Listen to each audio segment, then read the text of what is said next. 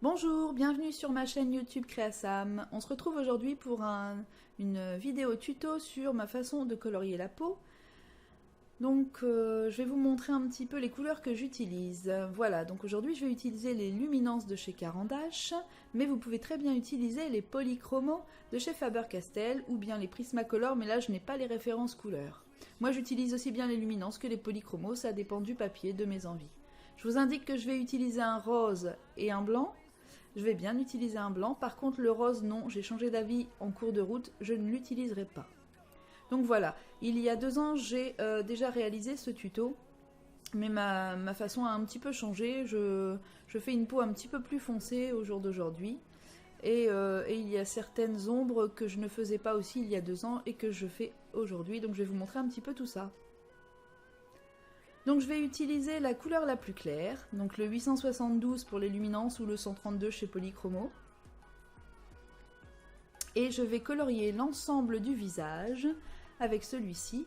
Je ne tiens pas compte des étoiles, parce que là sur le coloriage, la demoiselle a des étoiles. Bon, je sais très bien ce que je vais en faire après, mais pour le moment ça ne nous dérange pas, on peut les colorier comme si elles n'étaient pas là. Donc voilà, je colorie donc avec très légèrement, je n'appuie pas sur mon crayon, ça reste une première couche très légère sur l'ensemble du visage.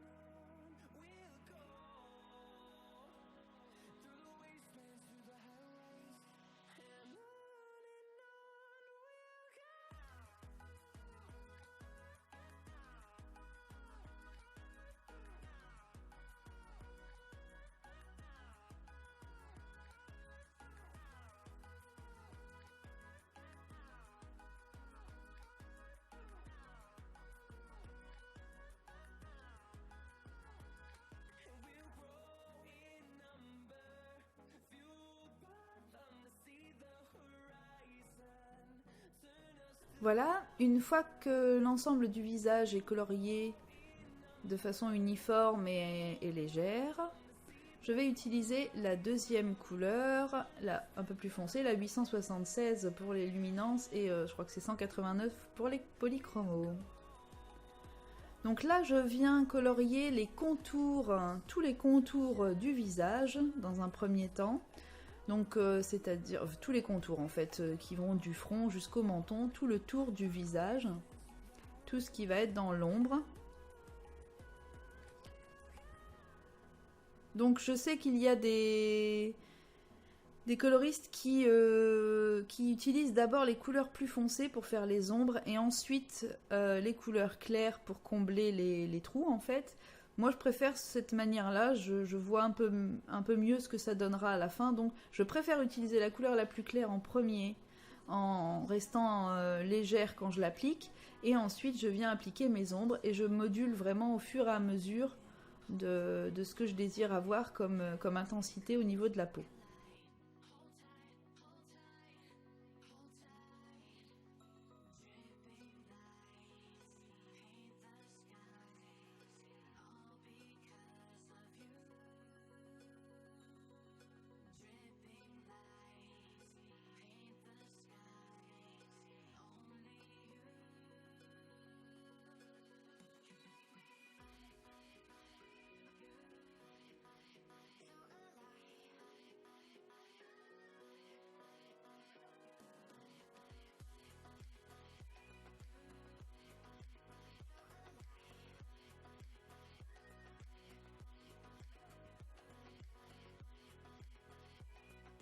Donc là, je commence à marquer les plis du cou, enfin les plis, les ombres et lumières sur le cou, pour donner un petit peu plus de forme. Donc voilà. j'applique la couleur là où je pense qu'il y a une petite ombre ou un petit creux.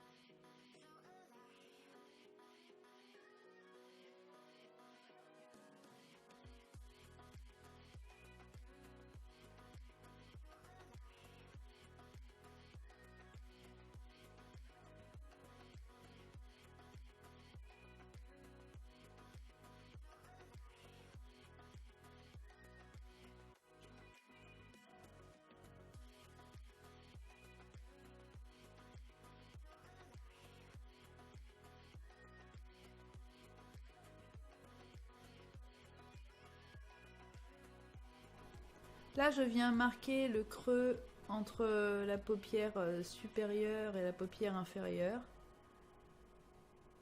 La paupière mobile et la paupière fixe. Donc je viens marquer le creux entre les deux.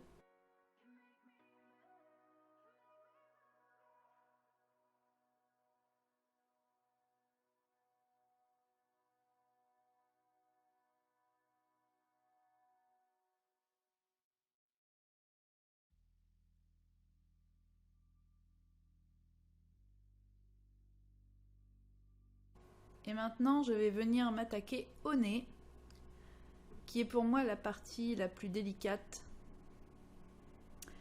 Donc là, je marque les ailes du nez. Bon, là, c'est pratique, sur le dessin, elles sont déjà dessinées, il suffit de suivre la courbe.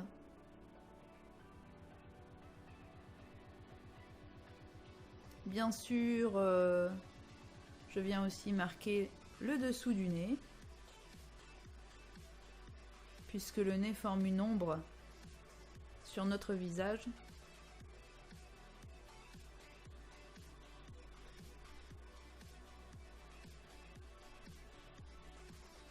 Je viens marquer le petit creux qu'on a au-dessus de l'arc de Cupidon et qui remonte jusque sous le nez.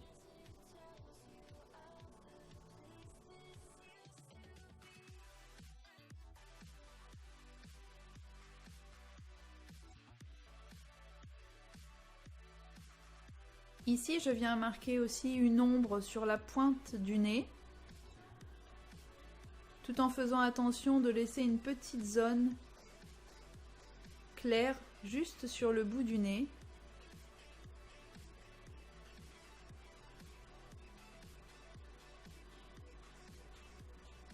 Donc c'est vraiment très délicat à faire le nez parce qu'il y a vraiment beaucoup de petites ombres fines par-ci par-là et c'est vraiment pas évident à colorier. Ça, moi c'est ma bête noire, le nez, c'est quelque chose qui m'angoisse.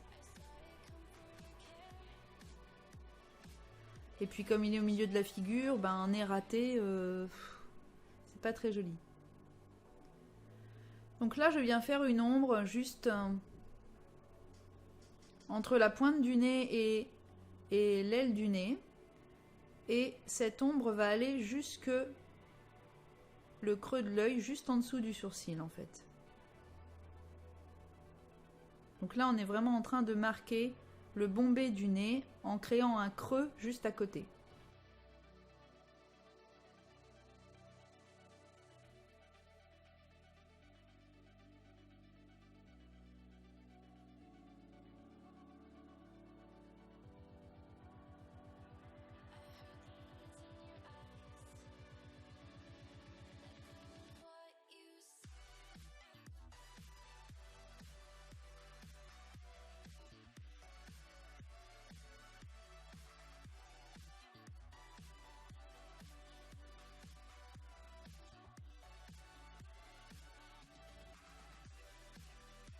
Là ici je viens marquer en dessous de la lèvre inférieure et je viens marquer le menton également qui fait un bombé aussi.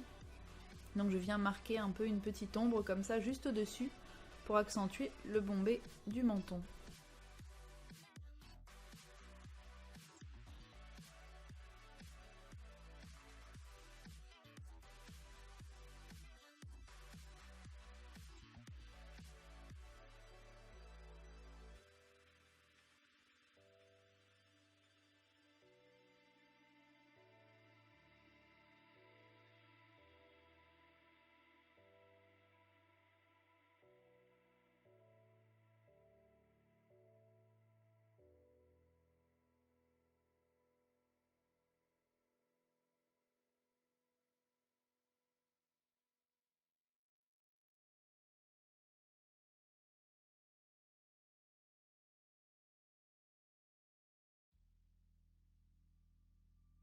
Donc une fois que j'ai terminé avec ce crayon, je prends le crayon le plus foncé.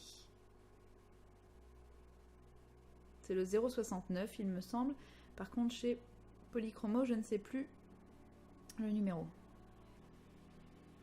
Donc là je viens faire je viens accentuer les ombres que j'ai déjà marquées avec le précédent crayon. Mais voilà, j'ai la main vraiment très légère parce que ce crayon est vraiment très foncé. Donc on y va très légèrement, quitte à retoucher par la suite. Mais là, il faut avoir vraiment la main légère. On vient donc repasser sur tous les contours du visage en allant un petit peu moins loin qu'avec le précédent crayon au niveau des ombres. Mais on vient marquer les zones les plus foncées de ce qu'on a fait précédemment.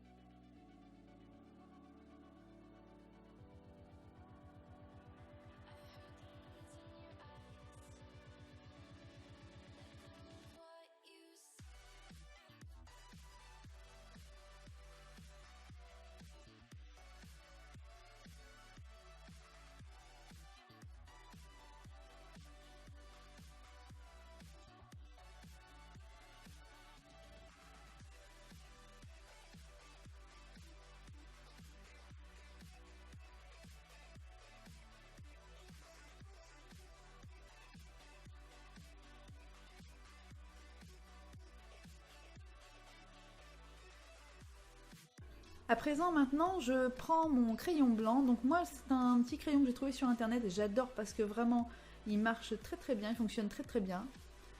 C'est un petit crayon que vous pouvez trouver sur Amazon. Moi, je l'ai acheté à l'unité parce que je voulais vraiment un blanc qui se voit même sur une autre couleur. Et celui-ci fonctionne vraiment très très bien.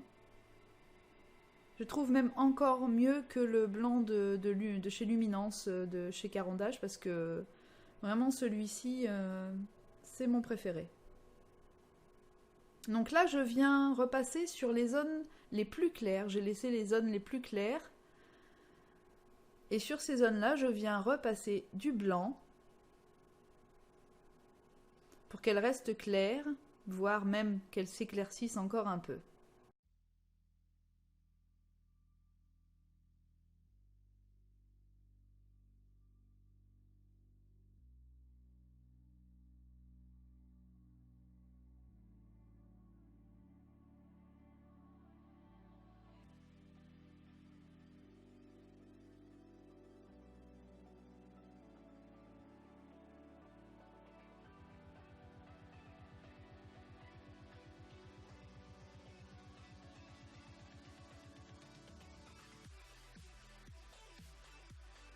Là, je reprends la couleur la plus claire. En fait, vous allez voir après, je ne vais plus vous montrer ce petit papier, mais je reprends en fait chaque couleur pour essayer de bien les fondre entre elles.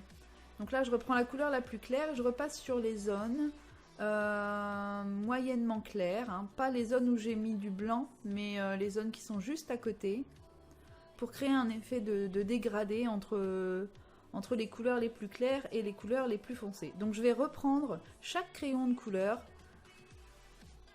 pour fondre de mieux en mieux toutes ces couleurs entre elles. Donc là, la couleur sur la vidéo paraît vraiment, je trouve, terne et un peu grisâtre. Alors que vous verrez quand j'aurai terminé ce coloriage en photo, voilà, réellement la couleur est beaucoup plus chaude. Elle tire beaucoup plus sur le marron, mais le marron chaud et pas le marron froid comme là on peut constater sur la vidéo. J'ai vraiment pas un matériel de pro au niveau de la caméra, c'est vraiment une caméra basique, familiale. Donc voilà, ça fait au niveau du rendu des images, ça n'est pas du tout adapté pour filmer en intérieur et ça ne rend pas les couleurs telles qu'elles sont vraiment dans la réalité.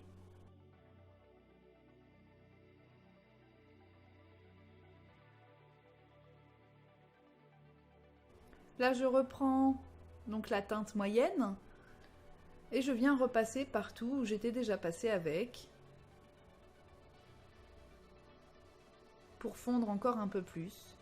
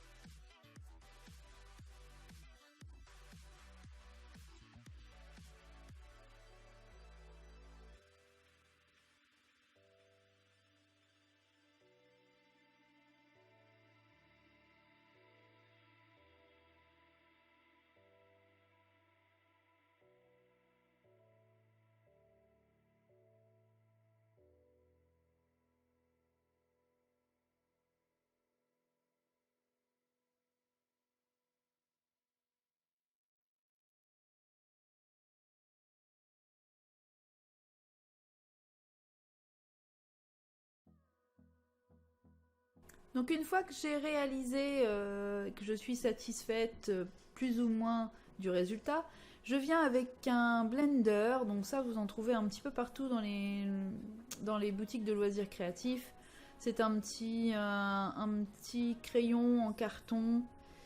Voilà, et en fait on vient simplement l'appliquer, donc bien sûr il faut qu'il soit propre, hein. Il ne faut pas oublier de le limer, de le râper avec quelque chose s'il est sale, parce que c'est comme ça qu'on fait pour le tailler et le nettoyer. Mais bon, l'utilisation du blender, je pense qu'il y a pas mal de vidéos sur YouTube.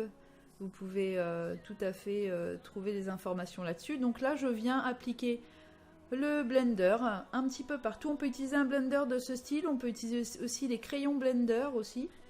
Moi j'utilise pas parce que j'ai envie que la couleur reste quand même assez foncée et je trouve que les crayons blender atténuent un peu trop les couleurs à mon goût. Donc pour la peau j'évite. Donc là je commence par les zones les plus claires et je frotte tout simplement avec le blender pour lisser, enlever les traits de crayon. Voilà, et puis fondre les couleurs entre elles. Donc d'abord, je commence par les couleurs claires, ensuite je passe aux couleurs moyennes, et je termine avec les couleurs les plus foncées.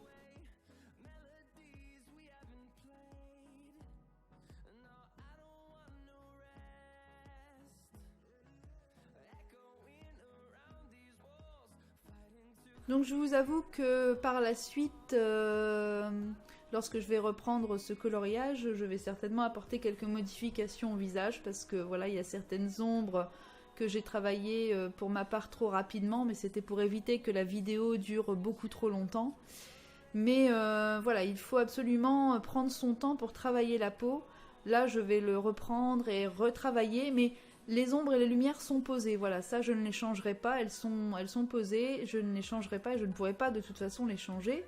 Donc, je vais simplement venir retravailler un petit peu tous ces contrastes entre les zones d'ombre et les zones de lumière. Et voilà, donc juste cette vidéo, c'était surtout pour vous montrer, en tout cas sur un visage de face où moi je posais les ombres et les lumières. Maintenant, il y a des coloristes beaucoup plus professionnels que moi qui font des choses magnifiques, que j'ai pu voir, des choses vraiment magnifiques sur internet. Donc je ne suis pas du tout à leur niveau. Moi voilà, c'est comme ça que je procède. J'avais envie de vous le montrer parce que on me l'a demandé tout simplement, donc voilà, j'avais envie de partager ça avec vous, mais je vous dis, j'ai encore beaucoup à apprendre. Cela dit, voilà comment je procède. Mais là, il y a encore beaucoup de travail au niveau de la peau, et bien sûr, après tout ce qui est yeux, sourcils, lèvres, etc. Donc, mais après avoir blendé avec ce genre de blender, vous pouvez très bien venir retravailler un peu au crayon par-dessus, il n'y a pas de souci. Donc voilà, j'espère que cette vidéo vous a plu. Et n'hésitez pas à me retrouver sur ma page Facebook Créasam ou sur mon Instagram Créasam Art ou bien sûr sur ma chaîne YouTube. N'hésitez pas à vous abonner. Et si vous avez des questions, je suis très souvent disponible sur ma page Facebook Créasam. Voilà, je vous remercie d'avoir regardé cette vidéo et je vous dis à très bientôt. Bye bye.